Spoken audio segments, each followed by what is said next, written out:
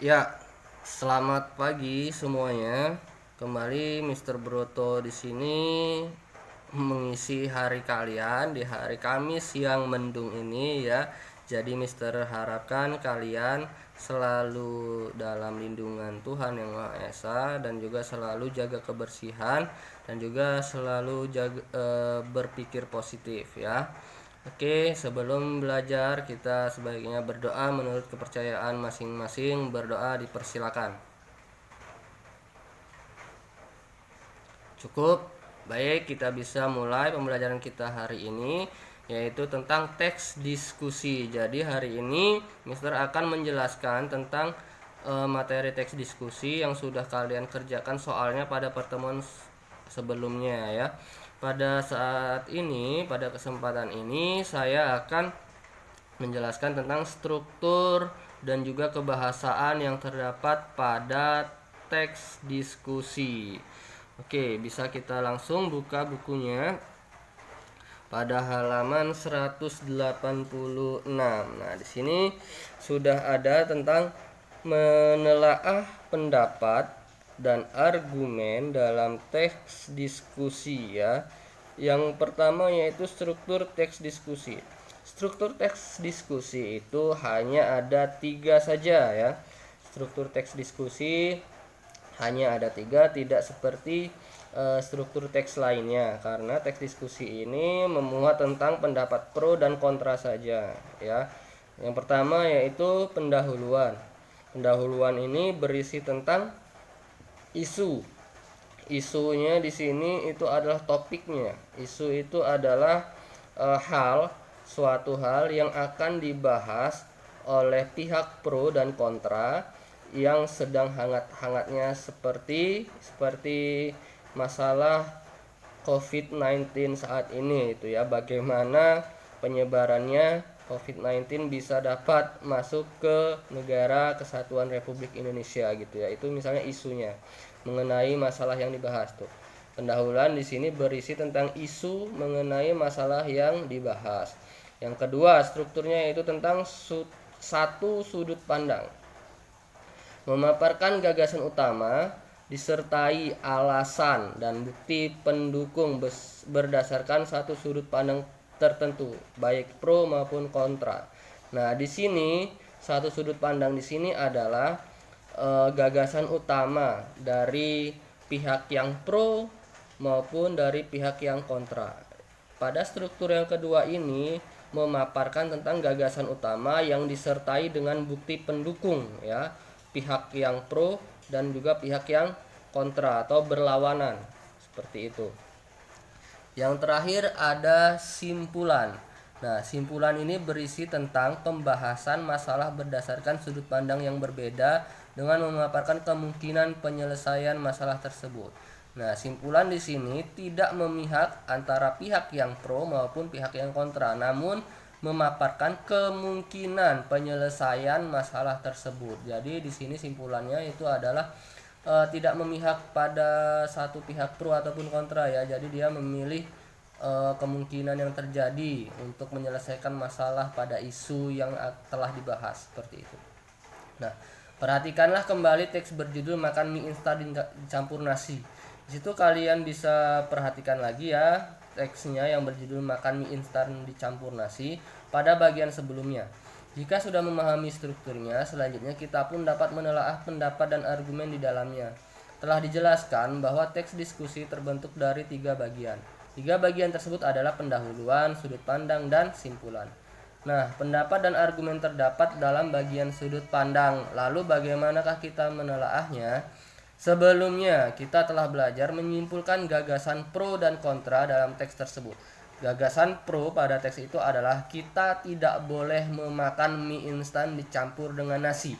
Inilah yang disebut dengan pendapat. Adapun argumen dari pendapat ini adalah pemaparan fakta dan alasan yang mendukung pendapat tersebut. Nah, jadi argumen dari pendapat itu memaparkan tentang fakta dan alasan ya, fakta dan alasan yang memaparkan pendapat tersebut didukung oleh fakta dan alasan tersebut ya. Dalam contoh, Argumennya adalah mie instan hampir tidak mengandung nutrisi, justru banyak mengandung senyawa kimia berbahaya. Nah, kita dapat menelaah argumen ini berdasarkan pengetahuan dan pendapat kita sendiri. Jadi, argumen itu berdasarkan fakta dan alasan yang mendukung berdasarkan tentang pengetahuan dan pendapat kita sendiri, itu ya. Itu adalah yang namanya argumen. Argumen itu adalah pendapat kita sendiri yang berhubungan dengan fakta dan juga alasan pendukungnya. Kita dapat mengawalinya dengan mengajukan pertanyaan seperti berikut. Apakah benar mie instan hampir tidak mengandung nutrisi? Apa buktinya? Dari mana sumbernya? Benarkah mie instan mengandung senyawa kimia berbahaya? Siapa yang mengatakan itu? Apa itu masuk akal? Ya, dengan menelaah pendapat dan argumen, artinya kita telah mengambil sikap. Apakah kita memutuskan untuk menjadi pihak yang pro? Mengapa? Sebaliknya, apakah kita memutuskan untuk menjadi pihak yang kontra? Mengapa? Jika sudah mengambil sikap, barulah kita dapat memutuskan semuanya dalam diskusi yang sebenarnya. Nah, jadi di sini kalian harus mempunyai argumen masing-masing untuk bisa masuk ke dalam suatu teks diskusi ya. Jadi kalian harus memiliki argumen yang kuat untuk mempertahankan argumen kalian tersebut. Selain pendapat dan argumennya, kita juga dapat menelaah kebahasaan. Nah, jadi ciri kebahasaan dari teks diskusi itu adalah yang pertama, keterhubungan kata dan kalimat ya. Jadi ada hubungan antar kata dan juga kalimat. Jadi setiap kata dan kalimat pada teks diskusi itu memiliki hubungan. Penyampaian gagasan atau pendapat dalam teks diskusi sebaiknya menggunakan kalimat yang efektif. Tuh. Tidak bertele-tele, maksudnya to the point, tidak boros kata dan mudah dipahami. Hal ini ditandai dengan penggunaan kata yang sesuai dengan gagasan dan memperhatikan ejaan bahasa Indonesia yang baik dan benar. Nah, ciri kebahasaan selanjutnya. Ini ada contohnya, contoh dari ciri kebahasaan yang tadi. Mie instan termasuk salah satu makanan favorit masyarakat Indonesia yang sangat mudah disajikan. Begitu praktisnya penyajian mie instan membuat beberapa orang ketagihan membuat dan memakannya. Nah, itu kan tidak bertele-tele ya, langsung to the point, langsung aja ke pusat masalah ya, nggak bertele-tele. Selanjutnya, keterhubungan makna. Keterhubungan kata dan kalimat menentukan keterhubungan makna sehingga pembaca dapat dengan mudah memahami pesan yang disampaikan. Gagasan, pendapat, dan fakta disusun dalam kalimat yang efektif dan logis.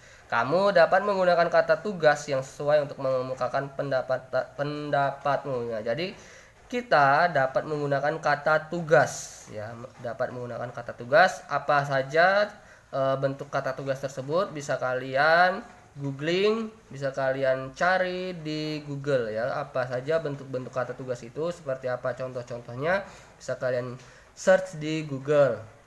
Karena di sini kita keterbatasan waktu dan juga kondisi audio atau video kita ini ya, kondisi video ini juga terbatas dengan waktu seperti itu ya. Nah, di sini kita bisa lihat contohnya.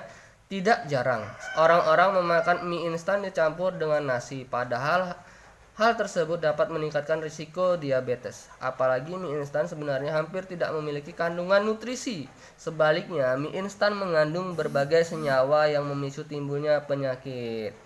Nah, itu ya, berarti di sini kita sudah tahu bahwa kalau mie instan itu tidak punya nutrisi, apalagi vitamin, tapi dia banyak mengandung senyawa yang dapat menimbulkan berbagai penyakit. Ayo, siapa dari kalian yang masih saja ketagihan dengan makan mie?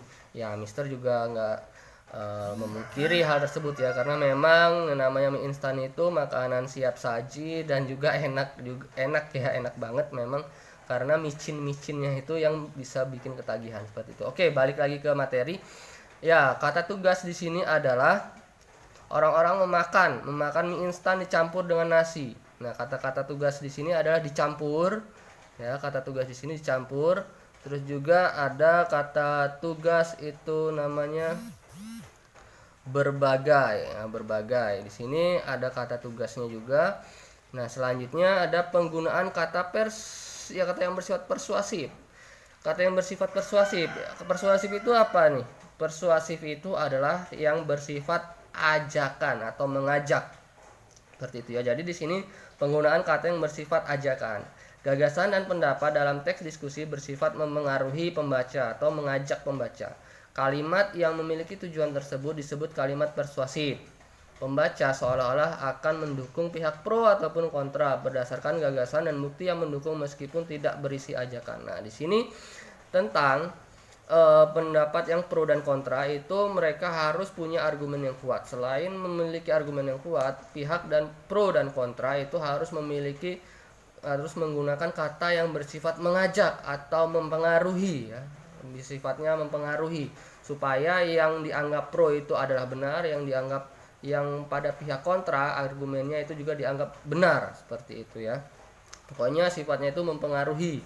Jadi tidak ada alasan lain untuk tidak dapat mempengaruhi, ya itulah namanya teks diskusi ya. Contoh, meningkatnya kadar lemak dalam tubuh secara drastis akan menyebabkan resistensi insulin, padahal keberadaan insulin sangat dibutuhkan oleh tubuh untuk mengontrol jumlah gula dalam darah. Oleh karena itu, lebih baik menghindari memakan mie instan yang dicampur dengan nasi daripada hanya mengikuti selera makan yang akan berdampak serius terhadap kesehatan tubuh. Nah, di sini secara tidak langsung kalimat ini atau paragraf ini terdapat kata yang bersifat persuasif. Mana saja itu? Nih. Oleh karena itu lebih baik. Nah, ini ada kata lebih baik menghindari memakan mie instan. Lebih baik menghindari memakan mie instan. Ini adalah menggunakan kata yang bersifat persuasif atau memengaruhi ya, memengaruhi pembaca. Itu adalah contoh dari kata yang bersifat persuasif. Yang terakhir ada kesantunan berbahasa. Kalau kita berbicara tentang kesantunan berbahasa, berarti bahasa yang digunakan dalam teks diskusi, dalam suatu diskusi itu harus menggunakan bahasa yang santun, tidak mengejek dan juga tidak membuli, seperti itu ya. Penyampaian gagasan dan pendapat sebaiknya tidak menjatuhkan atau menghakimi pihak tertentu. Oleh karena itu, kalimat yang ditulis menggunakan bahasa yang netral, tidak provokatif. Di sini maksudnya adalah tidak memprovokasi atau juga tidak memanas-manasi salah satu pihak, seperti itu ya, dan tidak mengundang kontroversi. Contohnya, selama tidak dijadikan sebagai menu harian, mie instan bercampur nasi dapat dijadikan sebagai menu selingan yang dapat dikonsumsi pada saat tertentu sehingga tidak memberikan dampak negatif bagi kesehatan. Nah, di sini kita lihat pada paragraf ini tidak menggunakan kata atau kalimat yang provokatif dan juga yang mengundang kontroversi, tapi dia menggunakan santunan berbahasa seperti ini. Mie instan bercampur nasi dapat dijadikan sebagai menu selingan yang dapat dikonsumsi pada saat tertentu, tuh kan. Nah, di sini tidak pada kalimat ini dia tidak mendukung pendapat pro maupun kontra. Karena apa? Karena mie instan ini selama tidak dijadikan sebagai menu harian, tuh. Mie instan bercampur nasi dapat dijadikan sebagai menu selingan. Nah, jadi ini ada yang namanya solusinya. Solusi dari isu yang akan dibahas, yang telah dibahas, seperti itu ya. Nah, di sini ada pelangi bahasa di halaman 189 tentang kata tugas. Kata tugas itu ada preposisi, konjungsi atau kata hubung. Konjungsi itu ada banyak sekali macamnya. Konjungsi antar klausa, konjungsi korelatif, konjungsi subordinatif, konjungsi koordinatif, konjungsi antar kalimat, konjungsi antar paragraf, artikula atau kata sandang. Itu contohnya yang, itunya, si, sang ya. Ini adalah contoh dari kata sandang atau artikula. Interjeksi atau kata seru seperti a, wah, ya, hai, oh, nah, masa dan sebagainya gitu. Masa sih, seperti itu kan, atau kata seru. Masa sih mie instan bisa dicampur dengan nasi itu enak gitu kan. Yang benar saja, masa makan mie instan campur dengan nasi? Wah, enak sekali ya, mie instan dicampur dengan nasi dapat menambah selera makan, seperti itu contohnya ya. Terus yang terakhir adalah partikel penegas. Partikel penegas adalah kategori kata tugas yang meliputi kata yang tidak tunduk pada perubahan bentuk dan hanya berfungsi menampilkan unsur yang diiringi, seperti ini. Nah, ini lah, kah, pun. Itu seperti ambillah, seperti itu ya, pakailah atau gunakanlah, seperti itu. Jikalau atau walaupun, jikalaupun, kalaupun, apapun, seperti itu ya. Ini adalah partikel penegasnya. Nah, ini kalian sudah menjawab di aktivitas 5 ya, seperti tabel ini. ya kan? Kalian sudah mengerjakannya, strukturnya seperti ini ya. Nah, gini. Nah, tuh. Oke, untuk hari ini kalian tidak ada worksheet, hanya penjelasan sekilas dari materi pada pertemuan sebelumnya ya, karena kalian pertemuan sebelumnya hanya sekilas saja untuk menjelaskan tentang materi teks diskusi seperti itu ya. Kalian sudah menjawab pertanyaan-pertanyaan atau tugas yang sudah Mister berikan pada minggu lalu atau pada pertemuan sebelumnya. Kalian sudah menjawab tugas yang sudah Mister berikan pada pertemuan sebelumnya. Oke, demikian untuk pembelajaran bahasa Indonesia pada hari ini. Semoga bermanfaat bagi kita, dan apabila terdapat kesalahan ucapan, ya Mister mohon maaf, karena Mister juga hanya manusia biasa yang tidak luput dari dosa dan salah seperti itu ya. Ingat sekali lagi pesan Mister, selalu jaga kesehatan, selalu jaga kebersihan, dan selalu berpikir positif. Oke, jika materi ini sangat bermanfaat, silakan kalian like dan juga jangan lupa subscribe untuk mendukung channel Mister kali ini ya, supaya channel Mister ini dapat berkembang dan dapat bermanfaat bagi semua orang. Oke, sekian dari Mister. Selamat pagi dan salam literasi. Bye bye.